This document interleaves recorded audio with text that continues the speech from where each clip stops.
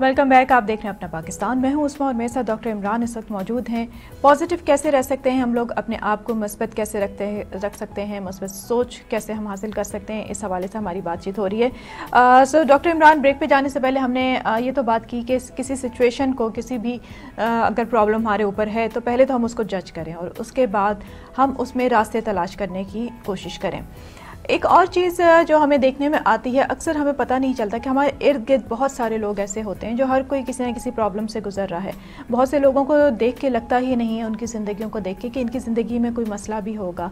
हमें कभी ये अंदाज़ा नहीं होता कि उनके साथ कोई प्रॉब्लम चल रही है, कोई स्ट्रेस है, कोई डिप्रेशन है, और ये स्ट्रेस लेवल बढ़ बढ़ के एक डिप्रेशन की शक्ल ले लेता है, जो एक बाकायदा तौर पर बीमारी है और जिसका इलाज होना बहुत ज़रूरी होता है। और अगर इलाज नहीं कराया जाए तो वो पेशेंट जो है कोई भी स्टेप ले सकता है, यहाँ तक कि अपनी जान भी ले सकता है।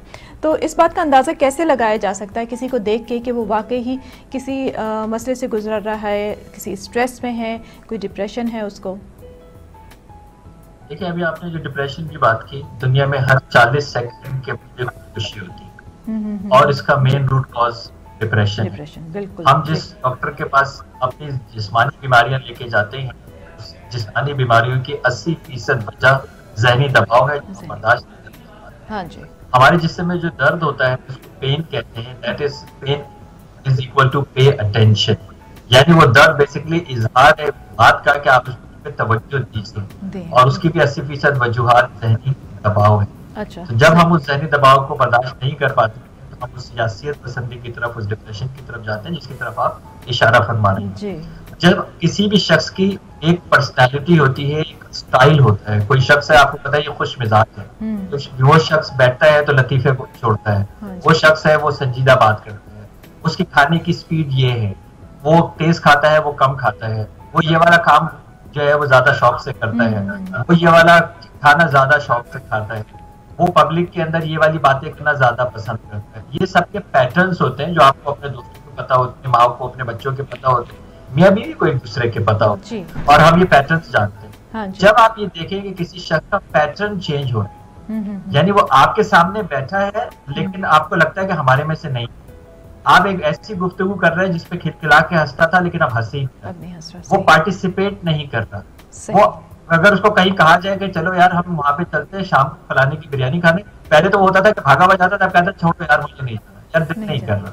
यानी वो चीजें जो वो रेगुलर करता था या करती थी वो उसको नहीं कर रहा, और ये टाइम 2 हफ्ता तक गुजर गया है, तो इसका मतलब ये है कि ये शख्स की अंदरूनी कशमकश का शिकार है। और वो लोग जो अचानक बहुत तेजी से काम करना शुरू कर देते हैं, खवातीन है, उनके एक नॉर्मल स्टाइल है, उनका एक धीमा स्टाइल है, लेकिन अचानक उनके ऊपर कुछ चीजें सवार हो गई, घर के पर्दे भी उतर रहे हैं, सफाइयां भी हो रही है, बर्तन भी तेज से चुल रहे हैं, सारी पुरानी चीजें निकाल दी हैं, अचानक भी चेंजेस है।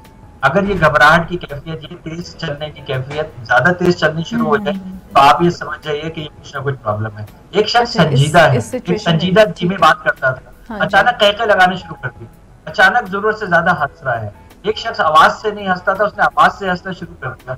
जाहिर तौर पर तो आपको अच्छा लग रहा होगा कि बड़ा मूड में है, ये तो बहुत अच्छा जॉली मूड के अंदर है, लेकिन आपको नहीं पता, और आपने देखा होगा दुनिया के अंदर बहुत सारे मज़ाहिया अदाकार जो है उन्होंने खुदकुशी की है, और दुनिया ये कहती है कि ये कैसे खुदकुशी कर सकते हैं, ये तो बहुत खुश मिजाज है, वो रूटीन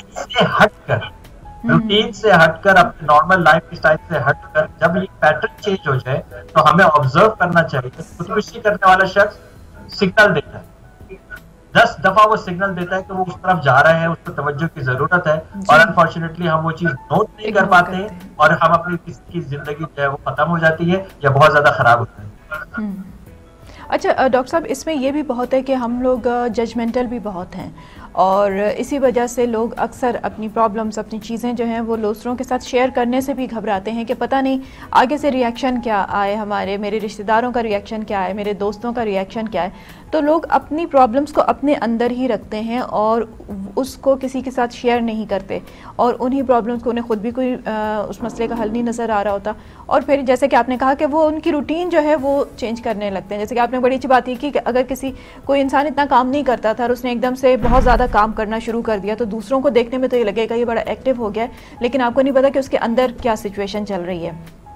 तो ऐसी सिचुएशन जो हमारे जो दूसरे लोग हैं उन्हें क्या करना चाहिए? खुद आगे बढ़ के उससे बात करनी चाहिए, उसके साथ बैठना चाहिए, उसके साथ उसके अंदर जो भी गुबार है उसको निकालने की कोशिश करनी चाहिए?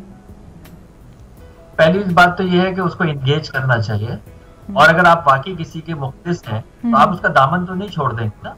अगर आप एक मरीज बेड के ऊपर चला जाता है और वो दवाई नहीं खाता तो डॉक्टर बाज़ दफा आपसे दवाई खिलवाता है, बाज़ दफा हाथ पैर बांध के दवाई खिलाता है। हाँ जी, उस वक्त तो उसको तशद्दुद लग रहा होता है, लेकिन आप उसको छोड़ते नहीं है। हाँ जी। इंसान की जरूरत इंसान है, दुनिया में वो मुफलिस नहीं है जिसकी जेब में पैसे नहीं है, मुफलिस वो है जिसका कोई खैर खा दोस्त नहीं है। बिल्कुल। और अगर हमने ये दोस्त नहीं बनाए तो फिर हम अपनी जिंदगी की ज़हनी सेहत, जिस्मानी सेहत, रूहानी सेहत, माशी सेहत, माशरती सेहत बेहतर नहीं रख सकते। और ये मैं नहीं कह रहा, कुरान कह रहा है। सुकून के लिए जिस कुरान के अंदर जो कुरान ने वजूहात बताई है कि जिससे सुकून मिलता है, उसमें एक दोस्त भी है। और दोस्त वो होता है जो आपको ये बात कही है जजमेंट, यानी जो बगैर जज किए आपकी बात सुन ले, या आपको ये भरोसा है कि यार मुझे जज नहीं करेगा, चाहे मैं इसको अच्छी बात बताऊं या बुरी बात बताऊं, चाहे मैं इसको बेहुदा बात बताऊं, चाहे मैं अपने ऐसे ख्यालात बताऊं कि जो कि गैर हकीकी है, लेकिन ये जज नहीं करेगा, ये सुन लेगा। इंसान की जरूरत हुई थी सुनना। इंसान को जरूरत है उसका कोई आंसू पोंछ ले, इंसान की जरूरत है कि वो उसकी कोई बात सुन ले, इंसान की जरूरत है जो उसको कांधे से लगा ले, इंसान की जरूरत है जो उसका हाथ थाम ले। बाज़ दफा आपकी खैर खा बेटा जिंदगी में ऐसे जरूर होंगे, अगर आसपास बचपन से लेकर तक पढ़ाएंगे, आपकी जिंदगी में ऐसे लोग होते हैं जिनके पास सिर्फ आप बैठते हैं और बगैर कुछ बोले सुकून आता है। वो आपको गले लगाते हैं, आपको सुकून मिल जाता है, वो आपके हाथ थामते हैं, आपको सुकून मिल जाता है। तो इसका मतलब ये है कि ये वो एनर्जीज ट्रांसफर होती हैं जिसकी इंसान को जरूरत है। तो अगर वाकई किसी के मुखलिस हैं तो आप उसको छोड़ेंगे नहीं। अगर उसने आपको मना भी कर दिया तो भी आप उसको एंगेज करने की कोशिश जरूर करेंगे। आप ये नहीं कहेंगे यार वो चिड़चिड़ा के वही मुंह नहीं लगा रहा तो मुझे क्या जरूरत है जाने की, वो एक बात नहीं कर रहा, उसने मुझे सलाम का जवाब नहीं दिया, मेरी बला से मुझे कौन सी ऐसी पड़ी है, मैं कौन सा ऐसा गिरा पड़ा, फिर आप मुखलिस तो नहीं हुए ना। फिर आप उसके अगर मुखलिस होंगे तो फिर आप उसका साथ नहीं छोड़ेंगे, आप उस पर तवज्जो देंगे। और खास तौर पे अगर ये टीनेजर्स हैं, 18 से 25 साल के अगर ये बच्चे हैं, तो माँ बाप को मैं ये कहूंगा ऐसा मेक श्योर करें कि ये मॉनिटर करें इनको। अगर ये आपको लगता है कि ये आपके अक्सर लोग मेहमान आ रहे हैं और ये उठ के अपने कमरे में जा रहे हैं, अगर आप इनको कहते हैं कि चले किसी तकरीब में चलते हैं, ये जाने के लिए तैयार नहीं है, ये पिकनिक पे भी जाने के लिए तैयार नहीं है, ये बाहर खाना खाने के लिए जाने के लिए तैयार नहीं है, इनको कंटिन्यूअसली मॉनिटर करें, ये अपने आप को नुकसान पहुंचा सकते हैं। जी अच्छा डॉक्टर इमरान साहब, अभी आजकल तो बहुत ज़्यादा ऐसा माहौल हो गया अगर देखा जाए, और जब से कि कोविड आया है आपने देखा कि बहुत ज़्यादा चीज़ें जो है ऑनलाइन हो गई हैं, बच्चों का इतना इंटरेक्शन जो है वो सिर्फ गैजेट्स के साथ होके रह गया है, मोबाइल फ़ोन्स के ऊपर या फिर लैपटॉप के ऊपर, वो हर वक्त उसी में ह्यूमन इंटरेक्शन बहुत दूर होता जा रहा है। दोस्तों से मिलना, दोस्तों के साथ जाना, फैमिलीज़ के साथ, फैमिली मेम्बर्स के साथ मिलना, बच्चे बहुत ज़्यादा कटते जा रहे हैं इस चीज़ से। और जैसे कि आपने कहा कि ह्यूमन ज़िंदा रहने के लिए ह्यूमन इंटरेक्शन बहुत ज़रूरी है, एक दूसरे से मिलना, एक दूसरे को जानना, एक दूसरे से मोहब्बत करना बहुत ज़रूरी है।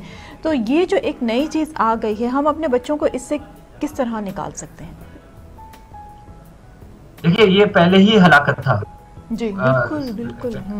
मोबाइल फोन का हद से ज्यादा इस्तेमाल, इंटरनेट का हद से ज्यादा इस्तेमाल, इस तरह की जो भी एप्स हैं जिसके अंदर आप अपनी 100 सेल्फियां खींचते थे, ये पहले ही जहनी बीमारियां करार दी जा चुकी हैं, बिल्कुल, ये पहले ही डिसऑर्डर्स करार दिए जा चुके हैं। इंसान ने मशीन से बात करनी शुरू कर दी और वो एक आर्टिफिशियल दुनिया में चला गया। वो कहता है फेसबुक के ऊपर मेरे 3000 दोस्त है, एक को भी नहीं जानता नहीं, एक से भी मुलाकात नहीं की उसने, और मुलाकात हो भी जाए तो एक दूसरे को पहचान नहीं पाते, फेसबुक पे वो फ्रेंड होते हैं।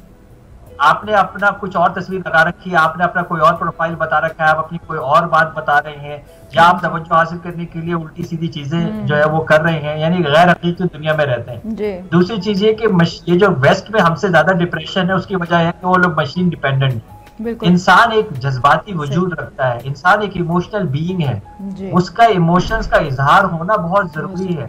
अल्लाह ने हर जज्बा, हर एहसास मस्बत रखा है। हर इमोशन पॉजिटिव इमोशन होता है, जब वो एक्सीड कर जाता है अपनी लिमिट से तब वो नुकसानदेह होता है। ये नफरत, ये गुस्सा, ये हंसी, ये सब इंसान की सर्वाइवल के लिए जरूरी है। लेकिन हमने क्या किया, हमने मशीन से बात करनी शुरू कर दी। मशीन के पास सब कुछ है सिवाय जज्बात के। तो आप एक इंसान को जज्बाती आदमी को जज्बात से उसका मिलना जरूरी है, उसका लड़ना झगड़ना जरूरी है, ये हेल्दी है। उसको पता होगा कि मैं गुस्सा निकालता हूँ तो उसके मेरे क्या नुकसानात होते हैं, अगली दफा उस गुस्से को मैनेज करेगा। मशीन तो उसको कुछ नहीं बताएगी, मशीन कुछ नहीं करेगी। तो ये जो आपने मशीन से बात करनी शुरू की, इसकी वजह से ये रूट कॉज है जिसकी वजह से हम ज़हनी बीमारियों की तरफ गए। प्लस इस कोविड के आने की वजह से मशीन डिपेंडेंसी और मजीद बढ़ गई। तो हमने बजाय से कुछ सीखने के, अब तो मौका मिल गया था ना, माँ बाप बच्चे सब एक घर में मौजूद थे, फिर कमरों में अलग अलग जाने की क्या जरूरत थी, फिर अलग अलग खाना खाने की क्या जरूरत थी। अब कौन सी चीज रोक रही थी कि आप आपस में बात नहीं कर सकते। पहले ये कहते थे, बाप ये कहता था कि मेरे पास तो टाइम ही नहीं, मैं सुबह निकलता हूँ, मैं रात को आता हूँ। माँ ये कहती थी मेरे पास तो टाइम ही नहीं होता था। बच्चों का सारा दिन जो है वो होमवर्क होता था और कारी साहब आ जाते थे और बाहर चले जाते थे। अब तो आप घर में बैठे हैं ना, अब किसने रोका आपको कि आप आपस में बात नहीं कर सकते। बिल्कुल। अब आप क्यों आपस में सारे एक सरखान में बैठे हुए 4 मोबाइल फोन से खेल रहे हैं, अब क्यों ये काम कर रहे हैं जब आपने सामने भी बैठे। तो हमें डेफिनेटली अगर हमने अपने लाइफस्टाइल को चेंज नहीं किया, आप यकीन माने एक हम आपस में भी बैठे हुए भी तन्हा है, हम आपस में भी बैठे हो गए हैं डॉक्टर साहब, हो गए। मैं तो शादी में देखता हूँ टेबल पर 10 आदमी बैठे हुए अपने मोबाइल बात कर रहे होते हैं, फोन पे आपस में बात नहीं कर रहे। खैर जी जी, ये चीज़ बहुत हो गई है और वही है कि हमने अपने आप को इन चीज़ों से निकालना है। बहुत शुक्रिया डॉक्टर इमरान, प्रोग्राम में आने का। आपसे हमेशा बात करके बहुत अच्छा लगता है, बहुत अच्छी बातें आपसे सीखने को मिलती हैं। हमें अपने आप को, अपने सिचुएशन को अगर हम बदल नहीं सकते तो हमें अपने आप को बदलने की बहुत ज़रूरत होती है। जब भी हम पॉजिटिव रह सकते हैं, जब भी हमें कोई रास्ते नए नजर आ सकते हैं। इसके साथ ही प्रोग्राम का वक्त यहाँ पे ख़त्म होता है। आपसे दोबारा मुलाकात होगी अपना पाकिस्तान में, लेकिन जाने से पहले आपको याद कराती जाऊँ कि फेस टीवी नेटवर्क से जुड़े रहने के लिए हमें लाइक कीजिए, सब्सक्राइब कीजिए और बेल आइकन का बटन ज़रूर दबाइए और हमें फॉलो कीजिए इंस्टाग्राम, ट्विटर और फेसबुक पे। अपना बहुत ख्याल रखिए। उस्मा खान जी को इजाज़त दीजिए। अल्लाह हाफिज़।